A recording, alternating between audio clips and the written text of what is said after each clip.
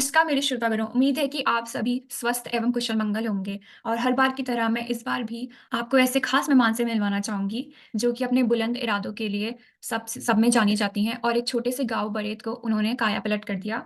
जी हाँ, मैं बात कर रही हूँ श्रीमती रेखा बिष्ट जी की, जो अल्मोड़ा जिले के बरेत गाँव की ग्राम प्रधान हैं और वो उन महिलाओं के लिए सबसे बेहतर मिसाल हैं, जो अपने लिए कुछ करना चाहती हैं और सबका विकास सबके साथ मिलकर करना चाहती हैं।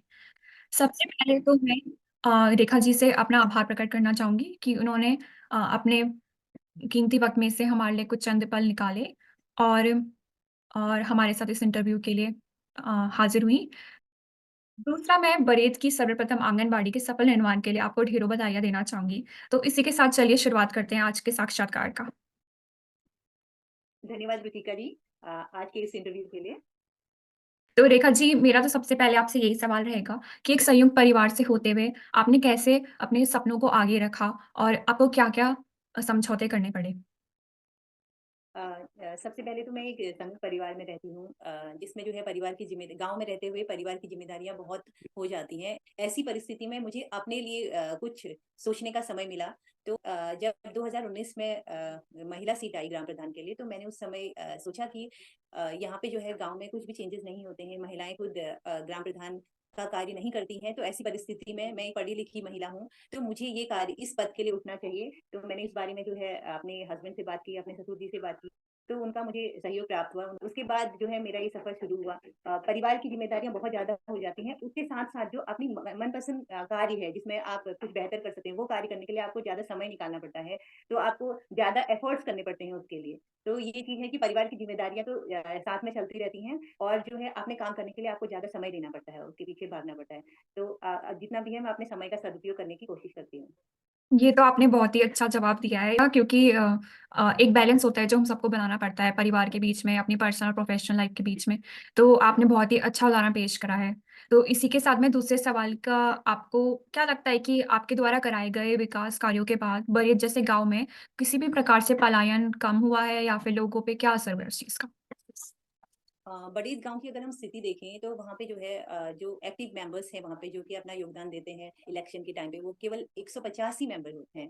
तो ऐसी परिस्थिति में जब मैं वहाँ पे स्टार्टिंग में शादी करने के बाद मैं गाँव में गई तो वहाँ पे जो था पलायन तो पहले ही हो चुका था साथ ही मैंने लोगों से यही बात रखी थी कि हम ज़्यादा से ज़्यादा रोज़गार यहाँ पे देने की कोशिश करेंगे। तो मनरेगा और वित्त के माध्यम से या अन्य कोई भी योजनाओं के माध्यम से हमने उनको साल भर जो है रोज़गार देने की कोशिश की है। यहाँ तक कि जो काम होते हैं गाँव में लोगों का अगर खेती-बाड़ी का काम होता है तो उसे हमें बीच में रोकना वो अपना काम करते हैं उसके बाद ही हम जो अपना विकास कार्य है उसके बाद कराते हैं ताकि लोग अपना वो भी काम कर सकें और जो है जो सरकारी योजनाओं के माध्यम से जो भी उनको रोजगार दिया जा रहा है वो भी कर सकें। तो पलायन के संबंध में तो मैं ये नहीं कहूँगी कि मेरे आने के बाद पलायन रुका है। अभी फिलहाल स्थिति वही है जो जब मैं वहाँ पे शादी करके गई थी तो वही बनी हुई है अभी फिलहाल। अच्छा, लेकिन ये है कि लोगों को हौसला मिल गया है, उन्हें वहाँ रोज़गार मिल रहा है।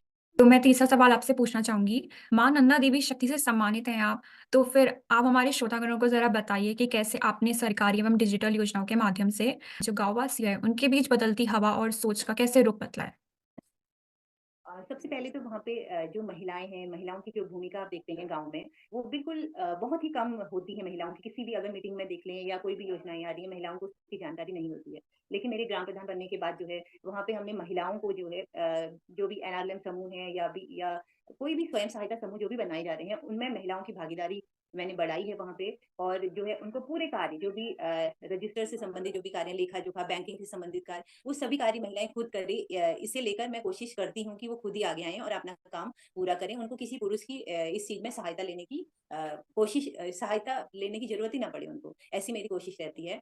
तो वहाँ पे जो है डिजिटल सेवाएँ मैंने बहुत सारी सेवाएँ दी हैं। जैसे सीएससी की सुविधा गाँव में ही उपलब्ध है। आप जो है बिजली का बिल गाँव में भर सकते हैं और जितने भी अपनी सरकार पोर्टल के माध्यम से जितने भी कार्य होते हैं, जैसे आपको जाति प्रमाण पत्र बनाना है, परिवार रजिस्टर की कॉपी निकलवानी है और हिल सर्टिफिकेट बनाना है, स्थायी निवास बनवाना है, ये सारे काम जो हैं हमारे गाँव में ही हो जाते हैं और एक वहाँ पे एक छोटी-सी हमने लाइब्रेरी भी खोली है गाँव में, जिसका जो है बच्चों ने कोरोना के टाइम पे बहुत अच्छा सदुपयोग किया था।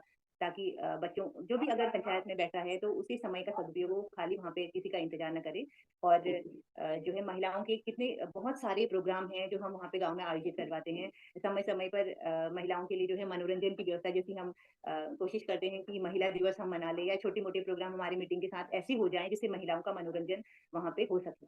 तो ऐसी मेरी कोशिश रहती है कि महिलाएँ जो है अपने समय का सदुपयोग करें और एक अच्छा और बेहतर जीवन जिएँ। जी हाँ, तो आपके इन सफल प्रयासों से यही साबित होता है कि आपने महिलाओं को बहुत ही ज़्यादा आत्मनिर्भर बनाया है और उन्हें किसी पे भी निर्भर होने की ज़रूरत नहीं है, वो खुद ही सब कुछ कार्य कर सकती हैं। अंदर से बस उनमें जुनून होना चाहिए कुछ कर दिखाने का।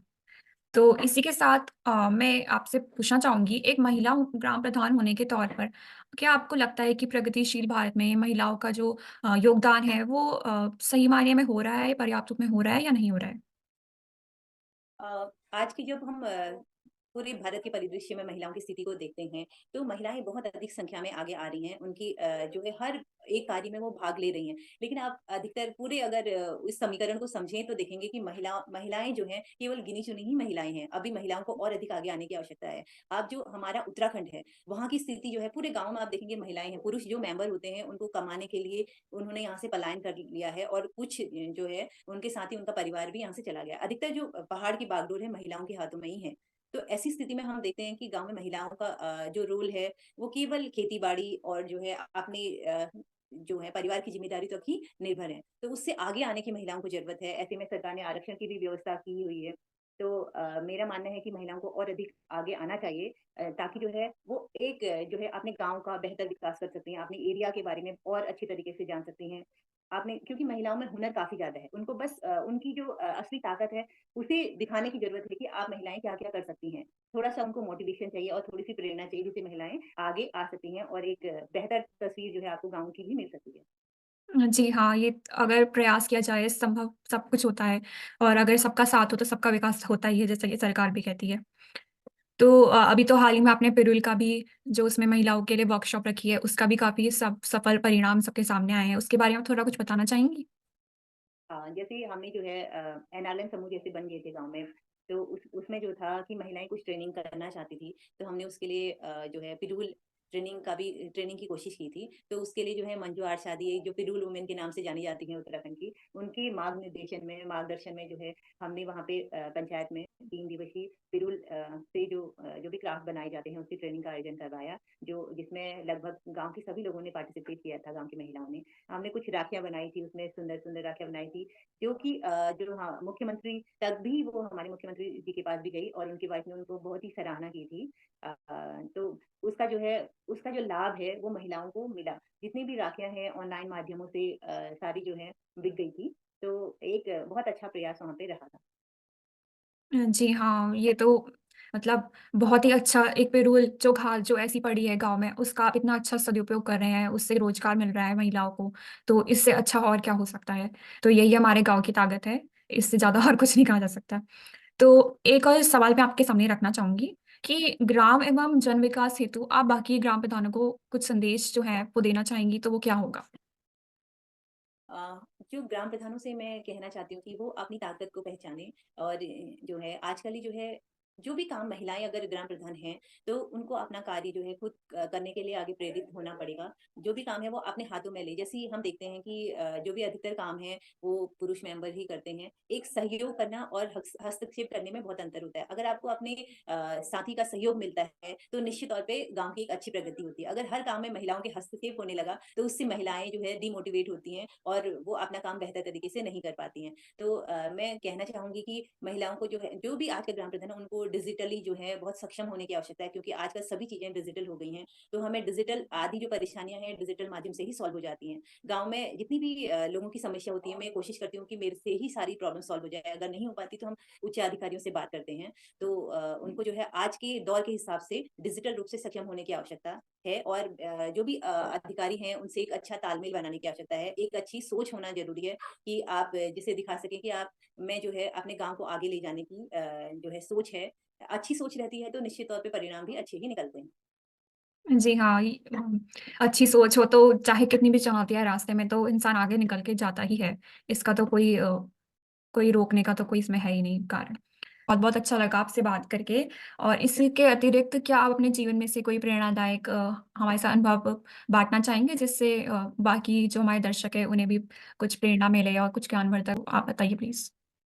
जैसे मैं जब ग्राम प्रधान भी नहीं थी वहाँ पे, तो मेरी कोशिश यही रहती थी कि जो महिला मैं जा देखती थी कि बैंक में महिलाएँ जाती हैं, वो अपना फ़ॉर्म नहीं भर पाती हैं। दूसरे को जो है अपने अगल-बगल किसी को ढूँढती हैं कि हमारा फ़ॉर्म भर दीजिए।